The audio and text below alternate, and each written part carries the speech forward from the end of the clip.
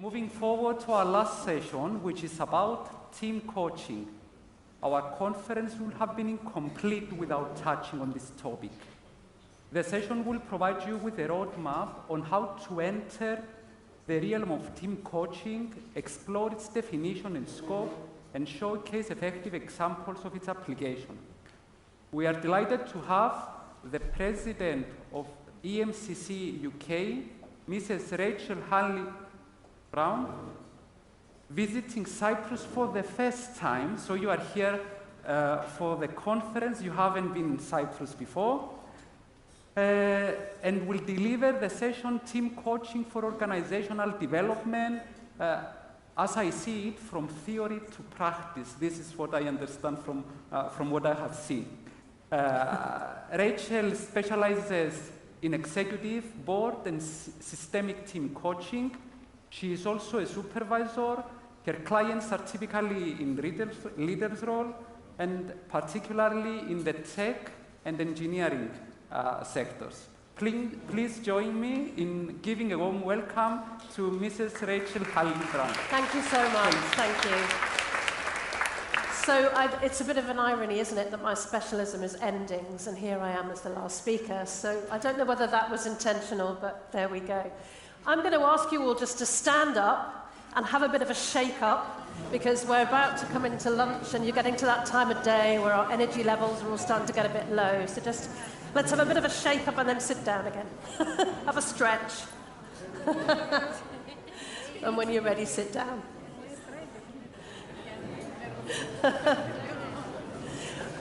I felt there was a need for us to do that. So, right, let me see if I can work this. Fingers crossed. There we go. I really love art, and this is from my website, which I managed to completely crash, by the way, by trying to fix it. So, ironic that I work with technology people, and I'm terrible at it myself. So don't go and look at my website at the moment because it's not working. But yeah, so this is my logo and stuff that I have. So I want to talk to you. I'm going to kind of do a bit of theory first, and then I'm going to move into the world of phenomenology and experience and sensing, and I'm going to take you through a walk through nature to explain how I do team coaching. So this is a bit cerebral now, and then I'm going to take you into more of an experience. It's not changing on here, but anyway, that's okay. So this is, if you like, some of the latest thinking about leadership development. We look at vertical leadership development, which is around the development of your ego states, the development of your values, and what's important to you. This can be done at an individual level, a team level, and an organizational level.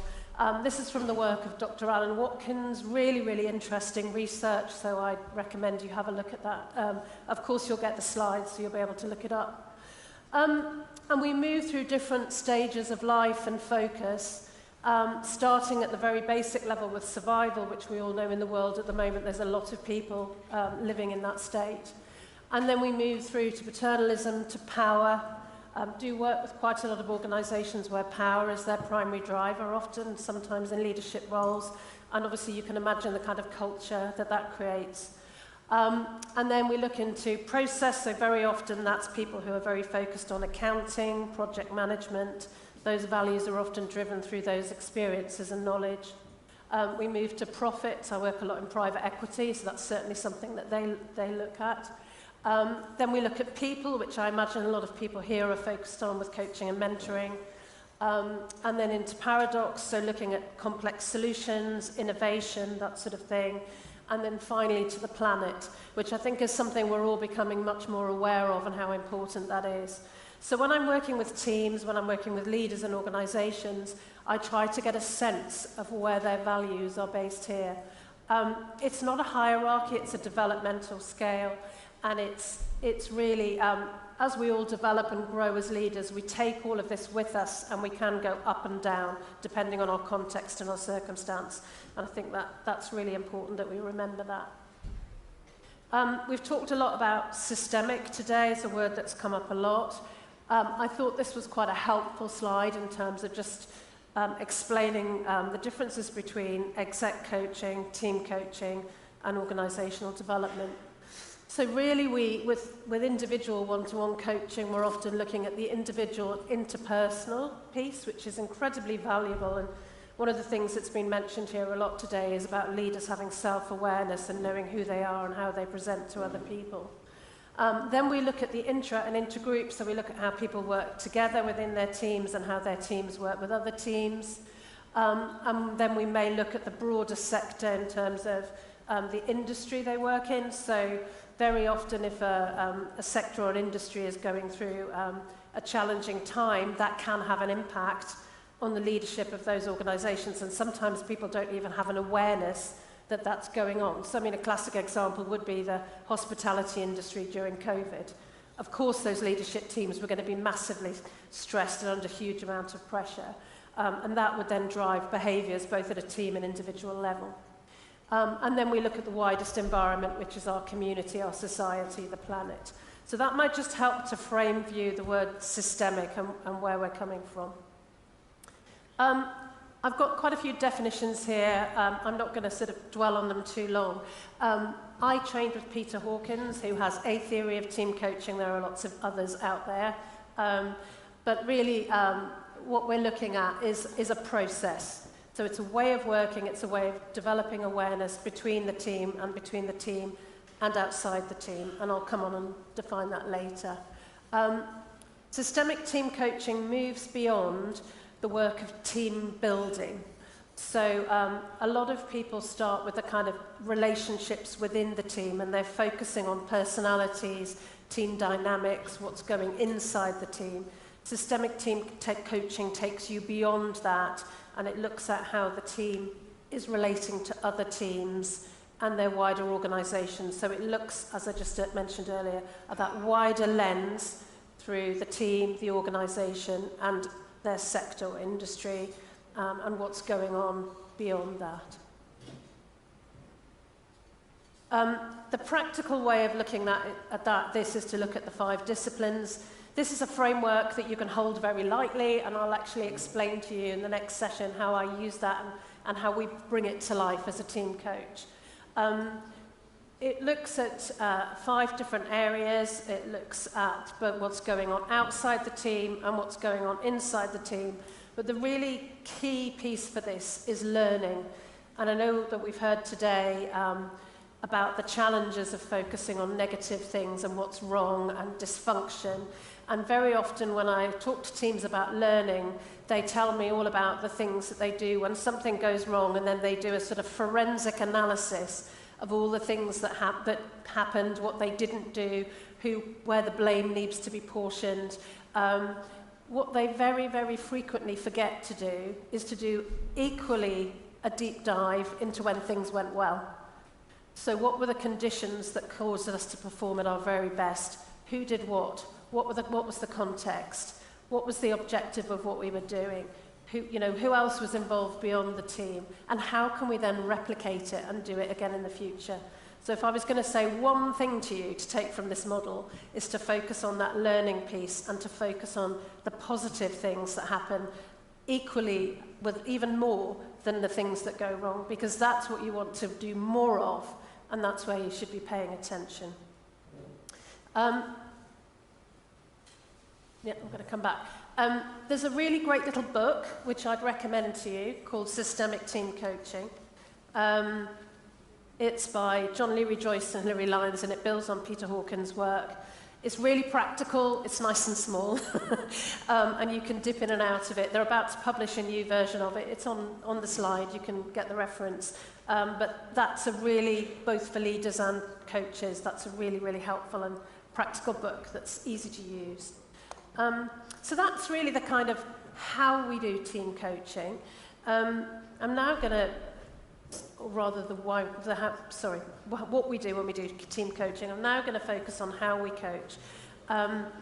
So we've talked a lot about the kind of practical side of it, but also there's an element here about what we bring as team coaches. And I was laughing to myself earlier on when Lise was talking about feedback, because anybody who's been on a coaching course will know that it's a really feedback-rich environment, or that's what I call it. So certainly I would say, having gone through coach training, it's completely changed me. Coaches tend to be quite direct when they're with each other, and they do give you interesting feedback. So yeah, if you ever want to really get some fantastic feedback, go on a coach training course. So when we talk about ourselves in relation to the teams, I think a really great area to look at is relational team coaching. So that's really about working in the moment with the team and how you are being as a coach and how that can help the team to model behaviours. So in other words, you are being the role model for the team as well. That's a piece that people often forget about, is how I show up is also massively influential to the team. We've just written a book, which has just come out literally last month, called Relational Team Coaching. And it's actually written for the Masters at Ashridge. That was the purpose of it. My chapter is on endings at the end. And if you want to get into the more academic, quite deep dive piece around you as a coach and how you work with teams, I'd recommend that. And if anyone wants to come up and ask me about it afterwards, please do. But, you know, working as a team coach, how many people here are team coaches? Few, yeah, not many actually, yeah. You'll know this, it's incredibly challenging work. So we've talked a bit about uncertainty and ambiguity today. Certainly you walk into a room with a team for the first time, you have absolutely no idea what's going to happen. Really, you can have plans, you can have a brilliant agenda, you can have things you want to do, and then you turn up and somebody says something or something happens, and then you just have to completely change tack. So working with a team in itself is a huge learning experience for you as a coach. And the relationship you build with that team is phenomenally important.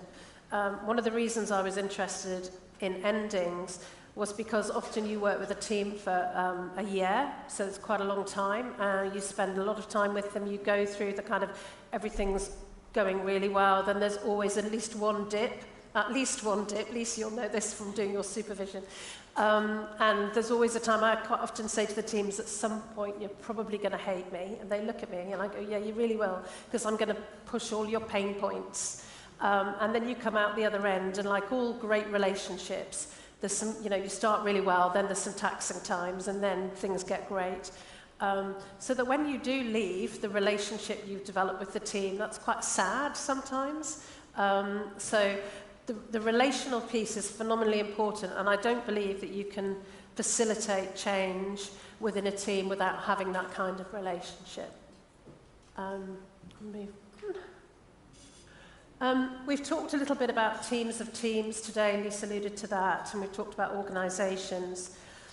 I think one of the things in the modern world is that none of us are in one team anymore. So whenever we think about work, we've got multiple teams that we're part of. So even if you're in a leadership team, you'll have your own team, you may be on the board, you may have other things that you're involved in outside of work, like your school, the local school or community.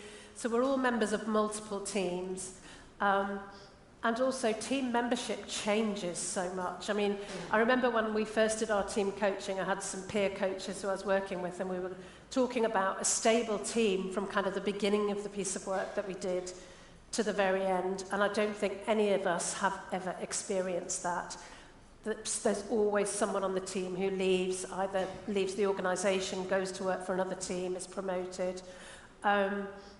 So the whole thing is incredibly dynamic, and therefore often, particularly when you're working with leadership teams, your impact is actually across more than one team. So the work that you do can have influence and impact to their teams and teams beyond that. It's really important as a team coach to remember that. It also gives you quite a lot of influence, and I've done some really interesting assignments where I've worked with a leadership team, and then I've worked with the individual directors to go and work with their teams. I let the leaders lead, I support them, and they can then put their experience of team coaching into practice. So really what we're looking at is developing culture, we're developing ways of working, we're developing decision making, we're developing relationships. So it goes through and across the organisation. And we also talked about a sense of purpose earlier on. I'm not going to sit on that for time. So I'm going to talk a bit about my approach to team coaching and how I actually put some of these ideas into practice. Phenomenology, I thought, should I use this word? It's a bit of a mouthful, but actually I think it's Greek in origin, so I'm probably in the right place. There's a fabulous book about phenomenology called At the Existentialist Cafe by Sarah Bakewell. I'd highly recommend it. I had to read up on it because I used interpretive phenomenological analysis for my master's. That's a real mouthful, IPA. But I really enjoyed this book because it kind of brought it to life. And I really love this quote because it's all about coffee, and I love coffee. And it just gives you that sense of kind of, you know, what it is to, rather than be up here, be here, and your feelings, the F word, feelings. And so if we look at that picture, which I hope you can all see, because I think you can see it on either side, let's do a phenomenological experiment. Tell me the words that that picture evokes in you. So imagine yourself sitting by that fire with that coffee. Give me some words that are evoked for you. You'll have to really shout.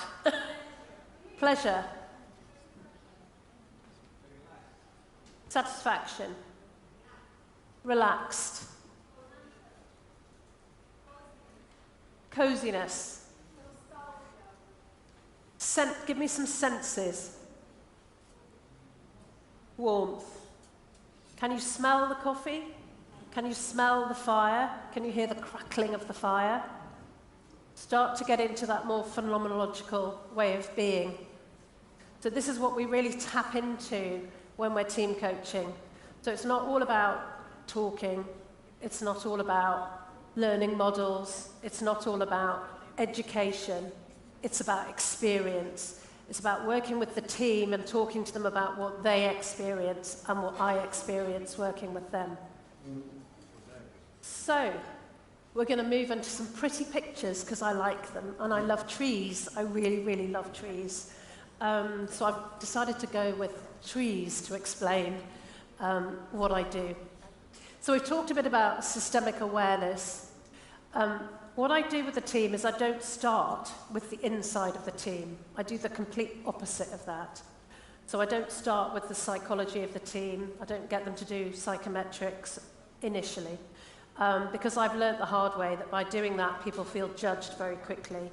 But what I do is I work with them to start thinking about the environment that they're working in, how that might be impacting them. I talk to key stakeholders, it could be the board, but I really start to build that awareness of, if you like, well, we use the analogy, don't we, sometimes being the fish in the bowl that doesn't know the water they're swimming in. So help them to get to know their water, to really kind of raise that awareness. And I mentioned I work quite a lot with people in technology. This is quite revelationary to them sometimes because they're very detailed focused.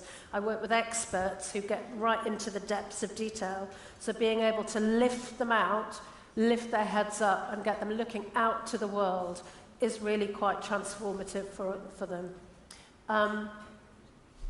Then I look at culture and context. Now, I actually chose this picture intentionally because it's quite dark and it's quite closed. And the reason I did that is because often organisational cultures are quite hidden. And you need to go into the woods. You need to get in there. You need to lift the branches up. You need to lift the rocks up. You need to scuff the leaves out of the way and find out what's going on. How do I do that? I really liked your talk about your phenomenological experience of arriving in Greece, in Cyprus this morning. So how do I do that? More challenging in a virtual environment, but typically what I would do is I'd get in amongst my clients and I'd walk through and I'd see people and I'd notice what's going on in the reception area. And I'd just sit and I'd just listen and I'd observe. And I get a sense of that phenomenological sense of what's going on. How does this place make me feel? What emotions are arising for me? Do I feel comfortable? Do I feel uncomfortable? I may be making you feel very uncomfortable walking around in between you at the moment. What's my sense? And I'll give you a really, really good example of that. I went to work for a university. I did a piece of team coaching there. They were a technology team. And I did my kind of initial talking to people about what this team needs to do. Dysfunctional team came up. It always does.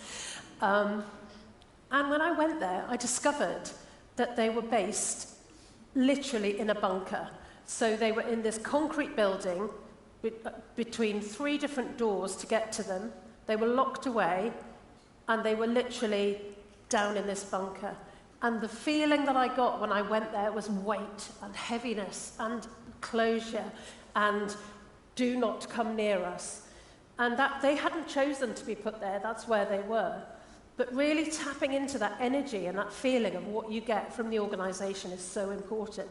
And one of the things we worked on straight away was how we get them out of the bunker and how we get them out into the organisation and how they would have lunch together in the cafeteria and people could see them together and see they were humans and approachable. It wasn't the team that was dysfunctional, it was the way where they were working and the environment they were working in. So all sorts of different aspects to look at there. But get yourself into the woods and find out what's going on. And of course, there's different parts of the woods as well. So it's not as straightforward. And then we look at the roots. We look at the connections. People have been talking today about networks and relationships. This is so, so important because ultimately, we all know that organizations run through relationships. You get things done by influence, by decision-making, by talking to people. And of course, as we've heard today, the pandemic made that much more challenging. So what we really need to look at is what we call social capital. And I think this is one of the biggest challenges in the world that we're working in at the moment, particularly for people entering the workplace, is how do you build those relationships? Because those of us who've been around for a long time have well-established networks at work. We know people, we're connected. It doesn't matter necessarily that we haven't met face-to-face because we did so before. But people coming into the workplace, people who want to get on and develop, it's really tough for them if they never meet anyone. So that's one of the areas that we mentioned earlier on that's really important, that people get together and actually get to build those relationships. But then the other thing that's really interesting is it's not only the relationships within the team, the relationships that the team members have across the teams that they're in, it's also the relationships people have outside of the organisation. And very often when I work with people, they're the relationships sometimes that are being neglected. So what's your network in other organisations that do similar things to us? What's your network in your profession? You know, so for example, that's why EMCC is so amazing, because you get to meet people in different countries and different industries, different specialisms, performance coaches, team coaches, career coaches, and you learn from those different inputs and different areas. So really, when I work with teams, I also really help them to sort of think about who else do they know and where are they connected outside? Where are their roots and where do their roots go? Really, really important part of the work that I do with teams. And then now I come to personality. And then we look at what's going on, the inside-out piece. I'm a social scientist, so I'm more interested in the outside in, but I do allow myself to go here, and I have trained in psychometrics, and I'm registered with the British Psychological Society, but this is also important. But one of the things I would say here with regard to team coaching is I've turned down assignments, and the reason I've turned down assignments is because actually people need leadership development, they don't need team coaching. So often you work with teams and you find out that someone's had absolutely zero leadership development, and then people go, well, they're not a great leader. It's like, okay, have you actually given them the opportunity to be a great leader? Have they done any development? Have they been on a leadership development course? Have they had any psychometric assessments? Have they had any feedback? And, you know, I'm not there to sort of go in and do leadership development with everyone. I can do it, and I have done it, but I'm there to team coach. So a really important part of what we do as team coaches is assess the readiness of the team to actually be coached. And you need to do a bit of due diligence in that and really get to dig into the roots a bit, through the leaves to see what capabilities people have. I do use psychometrics. They can be helpful. In some sectors, people really like psychometrics. They like data, and I'm very happy to work with what my clients want and need. But that can be really helpful as well in terms of looking at things like motivation. So remember that spiral I showed you earlier on, looking at where people's values are, what's important to them, and how they want to make their organisation move forward. Just going to keep an eye on time. I've got 5 minutes left. So ultimately, what are we looking to achieve when we do team coaching? My main focus is on building awareness so that when I leave, they don't need me anymore, and they have this awareness and they have this systemic awareness that's inbuilt and part of how they function. So we look at how they can explore, they can navigate, they can learn together. So how they pick up things like what's going on outside in the wider system, what's going on in our community, what's going on in our industry, so that they can look at their networks and who they're connected to and where their influence lies, how they can build on those networks and also focus those networks where they'll be useful to them. It's not about how many, it's about how impactful they are. It's also about what I mentioned earlier on, bringing that learning into the team, so how we focus on things that went well and build more on that rather than that kind of really negative way of always looking at the problems that we've got. And then it's really creating that shared sense of purpose. What's this team here for? What are we trying to achieve? And do we all have clarity and understanding amongst us, and are we all on the same page? Because so often I work with teams and I say, do you know what your purpose is? And they say yes. And then I ask each one of them and they all come up with a slightly different answer. So again, getting that kind of collective understanding of what they're there to do. And getting them to work in relationship. Do they understand? I mean, I've worked with teams where they know nothing about each other hardly. I worked with one team where 2 of them had adopted children and they didn't even know that. So they'd never eaten together, they'd never been out for a drink together. So it's amazing sometimes. I think the hybrid world has, and working virtually probably accentuates that even more. Because I certainly notice if you're on an online meeting, the kind of chit-chat that goes on, the informal kind of conversations just get lost. It's very agenda-focused and very business-like. I'm not going to do that because I haven't got time. And then really, I've been training with a lady called Nora Bateson. I don't know whether anyone here knows of her. No? Okay. Really encourage you to look up her work. She's moving from systemic to trans-contextual. That's not a word that rolls off the tongue easily either. But she's now looking at kind of what goes beyond organisations, what goes beyond profit, what goes beyond community, and really looking at the implications of some of the decisions that we're making in the world and what happens to the planet, which I know is something many of us are concerned about. So that's why I put that picture there, because that lovely log fire I had with the coffee, well, actually sometimes things like that are the consequence of some of the things we really enjoy, just to really help to raise the awareness of leaders of some of the decisions they're making and the impact that might have on our world. And then she talks about the human team, which I really love. And I did a 3-week course with her every evening for 3 weeks. It was quite an intensive experience. And she brings people together from all walks of life. We could do this here if we had time to experiment. And you sit and you talk with a group of people. No one says what their profession is. No one says what qualifications they've got. No one says what title they have. You just sit and have a conversation with a group of people around a subject, an idea, and you look at lots of different contexts. So for me as a social scientist, I love it. Economics, politics, religion, art. all of those sorts of things, and you just sit and have a wonderful discourse, which I think in Cyprus you probably do quite a lot. I get that feeling that that's part of your culture. Yeah, I'd highly recommend her work, but for me this is kind of now moving on. This is the next stage, if you like, from team coaching to organisational development, and then on to transcontextual and the human team. I think that's my last slide. Yeah, we're not going to have questions. And I've finished 29:57, so there you go. Thank you very much, everyone. Thank you, Rachel. I love your slides. I love your designs. Very nice. And let me, the last song on the Eurovision Song Contest, it's usually the privileged one. Thank you. And I want to say thank you to you, because you have done an amazing job. Can we give him a round of applause? Thank you. Thank you so much. So,